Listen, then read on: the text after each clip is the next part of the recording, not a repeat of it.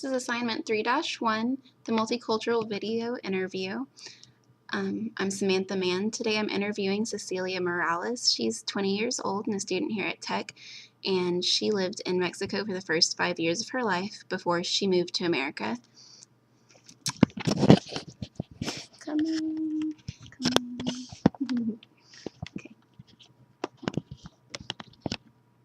All right, Cecilia, you ready? Mm-hmm. All right. So you did move to the U.S. when you were 5. So what was your family's incentive for moving here? Well, my dad had a, kind of okay job with the government, but he had been hoping for years that the state of the country would improve. During the 70s, it seemed like it was actually going to become a first world country. That didn't really happen. He just kept hoping, and eventually he decided that he couldn't provide us a good life in Mexico, and that it would be much better if we moved over here. Okay. Well, I know you were young when you moved over here and while you were there, but while you were there, did you, from now compared to then, can you tell me, what the major differences are between the country of Mexico and the country of America?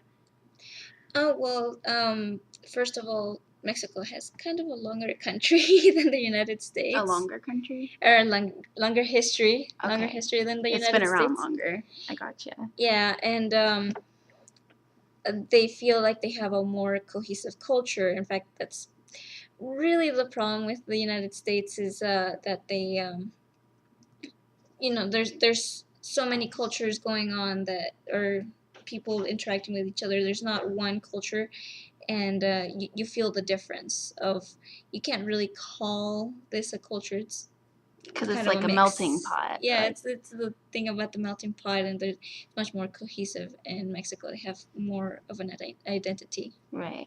Well, tell me a little bit about the identity of the Mexican culture. What is priority to people there? Here, priorities to people are education and work and family, and that's pretty much what we build our lives around and spend all of our time on. So would you say it's the same there, or is it a little different? Well, the U.S. has a thing of, people work or live to work. They live to work, and even if somebody may work more in Mexico, more hours, harder work, they don't do the work because it defines them. It's just something that they have to do to survive, and if they can do less, then that's fine. To spend more time with their family. Here, doing your job is the most important thing you can do. If you don't have a job, then you're a loser. There's just this whole idea of the job here, and it defines you and makes your social class, but it's not like that in Mexico? No. In Mexico, you get a job, you try to get the best job that you can get. I mean, most things that people study are engineering or law, and you're a professional person. You're ingeniero, abogado. You're a profesionista. Right. So you try to get the best job that you can with your education, but it's just so you can survive. Right. Let's see. So what are some of the biggest misconceptions you had before and after living here? Well, there's always the stereotype of the stupid American. Really? There's the fact that everybody thinks that Americans are spoiled, that they're very inconsiderate, they're not knowledgeable about anything foreign, very self-centered, which stereotypes are there for a reason, but it's not really true. It's just the image that's projected, mainly because, well, here in the U.S. we don't get a lot of contact with anything truly foreign. Yeah. We're so far away from any other country. There's Canada, which is not that different from us. Up there. Yeah, and Mexico, which everybody is afraid of Mexico, especially right now, the violence going on. The drug wars and stuff. Yeah. Do you still visit over there? I do visit sometimes. I do have some family in Juarez, but I don't want to go there anymore. Yeah, Juarez is right there on the border, by El Paso. You go through El Paso to get there, right? Yes, I'm actually from El Paso, so okay. I grew right up there in the borders, and I was still in contact with Mexican culture. That's interesting that you're from Juarez too. I've been there a couple times, Hmm. and it's pretty nice. Like, but we were doing stuff like out in Ann Opera. You know what I'm talking about? I know I say it like a white girl, but but that was kind of like a culture shock for me to go out there, and then their whole city is like built on a landfill, and I'm like, whoa, you know? Yeah, well, and the thing about third world countries, like you notice the divide between the rich and the poor. It's kind of it happens with recessions that the differences between the rich and the poor become much more pronounced. But that's the thing. Here we have a middle class, but in Mexico, you're not really part of a middle class at all. It's just either you're poor or you're wealthy. Yeah, yeah, and you just see the divide if you're in one of the major cities, if you're in the Distrito Federal, or you go to Guadalajara or something like that. You go from the rich part of town to the poor part of town, and it's just like there's a line. It's Right. almost like that. Right. Kind of like how we hear about it being like back in the day in America, I guess. Yeah. I mean, I guess it's still like that in some places around here. There's always bad places. Yeah. There's always a bad place in town, but you don't notice the divide as much, and it's not as widespread, and it's not as terrible. I mean, sometimes in some places you don't even have paved roads, and here finding a dirt road is like, wow, a dirt road, that's usually with farmland. But even in the cities in Mexico, you're on the unpaved road, and you're in the poor part. Right.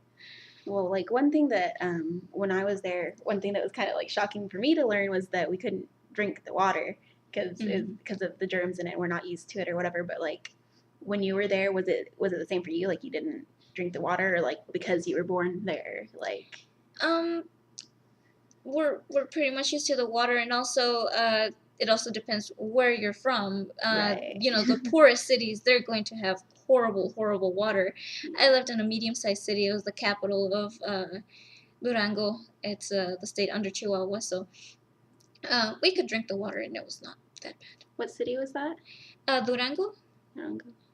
Okay. Let's see what else I got for you. Oh, I know. Okay. So schooling there, obviously you've been doing like your upper education in America, but the school system, is it different there? Like, is it still required to go through 12 grades like we do here? It's on paper it's required that you go through all 12 levels, but there are a lot of dropouts. There's people who have to drop out to help their families. It still happens a lot, and you think it wouldn't, but it still does happen a lot. And right now, I mean, there's a crisis of education in Mexico. Here too, kind of. Yeah. Everybody complains about it, but everybody complains about it all the time. But there is a crisis of education. I mean, there are widespread strikes, and the teachers union is kind of acting out. And also another difference is the teachers union in Mexico has its own party. Mm-hmm. So they have a lot of power, but at the same time they don't know how to wield it at all, and it ends up affecting education a lot. I mean, it disencourages people from going to school and actually getting a good quality education. Right. Okay, well, I guess we need to wrap it up. Let me ask you a couple more questions. One is I'd like to know what you like most about America. And I mean, obviously, you're glad to be here, right? Like, so, like, what's the best thing about America, and what do you miss most from Mexico? The best part about the United States is, I guess the fact that we're still so aware of how our government was made. It's not simply based on traditions like in England. It's just that set of laws, and that's what they're. It's kind of this murky, weird tradition that just builds on top of each other. But here, they stress the Constitution a lot, and everybody is supposed to know the Constitution. Yeah. but it's so recent that we still remember what the values are supposed to be, even if we argue about the intents of of the founding fathers. Right.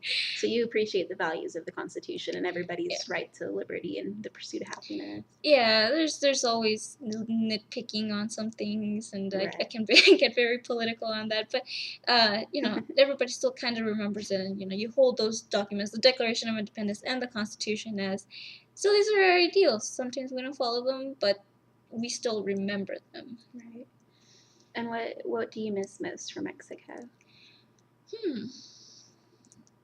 Well, like I mentioned before, I miss the cohesive culture of it. I mean, we all kind of Everybody understand. being as one. Yeah, we all kind of understand the um I don't know who we are. The Mexican culture. Yeah, we understand much more. Somehow the 16 de septiembre parades, they actually affect me much more than say 4th of July, because 4th of July is not as solemn. It's, you know, everybody jokes What is about the September parade? Oh, that's the Independence. Oh, okay. Yeah, Okay. it's not Cinco de Mayo. Yeah. That's a terrible misconception. We don't care about the Cinco de Mayo at all. We beat the French. Everybody does that. Right. Yeah, but we treat it as a much more solemn thing. Yeah. More in Mexico, it's you know, this very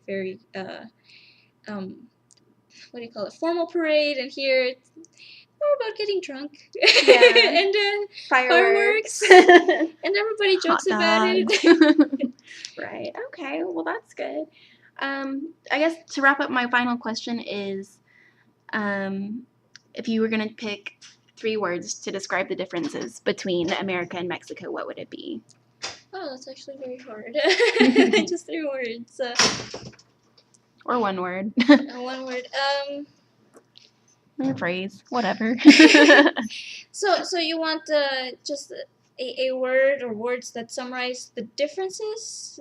The most prominent difference between here and Mexico.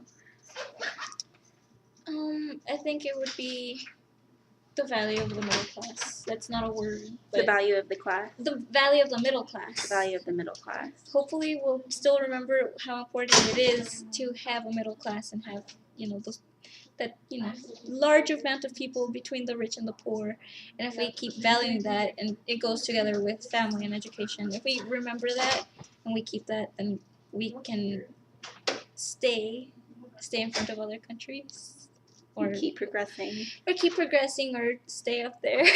Awesome. All right. Well, thank you so much for your time. Yep. Appreciate it. No problem.